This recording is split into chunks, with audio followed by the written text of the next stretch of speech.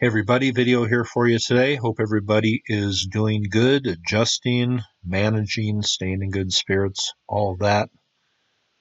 Pretty weird out there.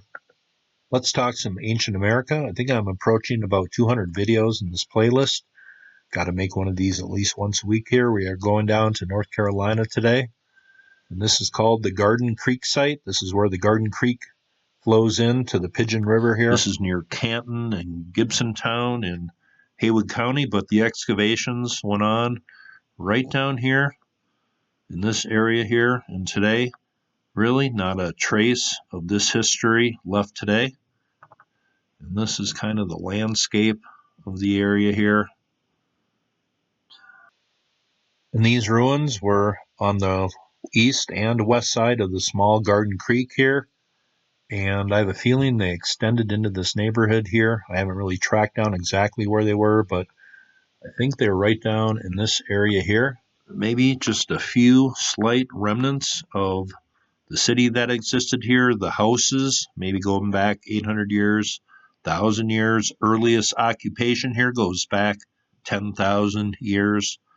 The burial mounds dated roughly 1,500 years ago, and then cities kind of popped up here 800,000 years ago, but really today, not a trace, and that's kind of unfortunate.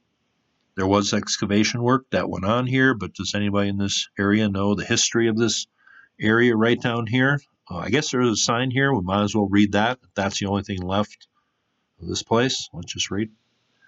Here's a sign down here. Garden Creek, Cherokee Villages and Mounds, 1/3 mile west, a key site for archaeologists, occupied from 8000 BC to the 1660s, so first occupied 10,000 years ago. Here's a website I found, the Garden Creek Archaeological Project. They did some work here maybe 8 years ago.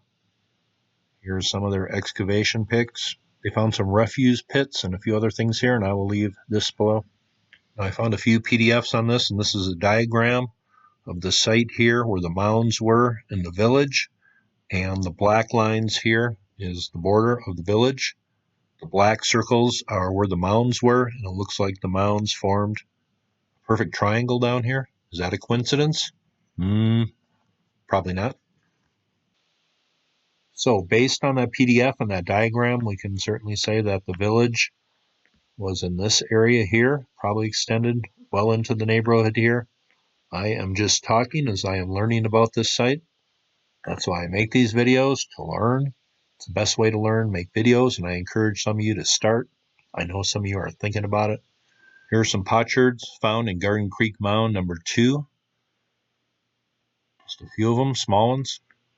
Here's a pic from about 45 years ago. It says remnant of the Contesti phase, secondary mound at the Garden Creek, mound number 2.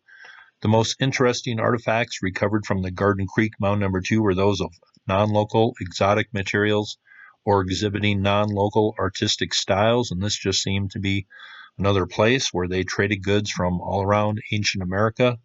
Clay figurines, prismatic chert blades, cores from which these blades were struck, copper sheets, beads, and copper pin demonstrate connections with other middle woodland groups living in eastern Tennessee and Ohio. Many of these specimens appear to have originated in the Hopewell region of Ohio. Imported wares from Ohio, Hopewell, and eastern Tennessee areas were also found. Mica was highly valued by the Hopewell people, so interaction between the Ohio Hopewell and the Contesti peoples may have been driven by the abundant mica resources of the western North Carolina mountains. Here it says 2 views of the Garden Creek Mound number 1 during excavating an east-west exploratory trench to the mound center, and expose the remains of an Earth Lodge 1 at the left and Earth Lodge number 2 at the right. So Earth Lodges, we have seen a few of those. Here is a diagram that says excavation plan of the paired Earth Lodges at the Garden Creek Mound number 1, based on work done here 50 years ago. There was a subterranean connection between them, and I'm sure there was purposeful intent the way these places were laid out. It says Garden Creek Mound number 1 was constructed during the Pisgah phase and associated with a large village. The sequence of events for the mounds tells us a great deal about the Pisgah ceremony and social organization. Before the mound was begun, 2 semi-subterranean earth lodges were built side by side with a passageway between them, along with a large arbor-like building around the earth lodges. The buildings were probably used for communal gatherings. Later constructions added soil to the flanks of the earth lodges, and after their collapse, they capped them with a mound. Then two structures, a palisade, and a number of burials were placed on the mound. Here is the westernmost extent of the village and where one of the mounds was, and that definitely appears to be right in the middle of this neighborhood here today. A lot of these mound sites that don't exist today are kind of obscure, but the more you look and the more you research, the more you find on some of these sites. But here is an interesting pic of the excavation here, and this is a little strange looking. Let's just read. Now, this was written by an Alice Wright of the Department of Anthropology, University of Michigan. The Blue Ridge Mountains of western North Carolina have long been cited as the source of sheet mica found in Hopewell mortuary contexts.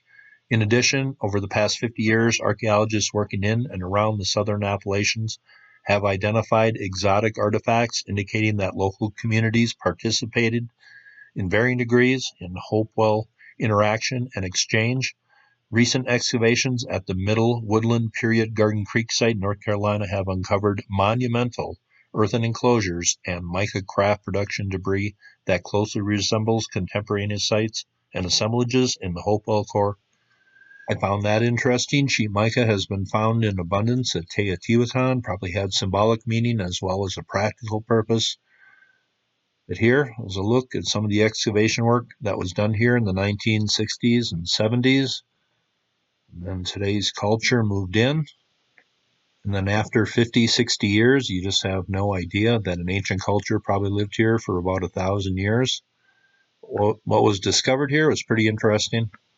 These people are associated with the Hopewell, and the Hopewell lived all over the upper Midwest and Ohio regions, Indiana, Iowa, Missouri, Tennessee. It was one big culture, and they were involved in trade of some pretty fascinating goods. Hope you thought that was cool, and you all have a very safe day.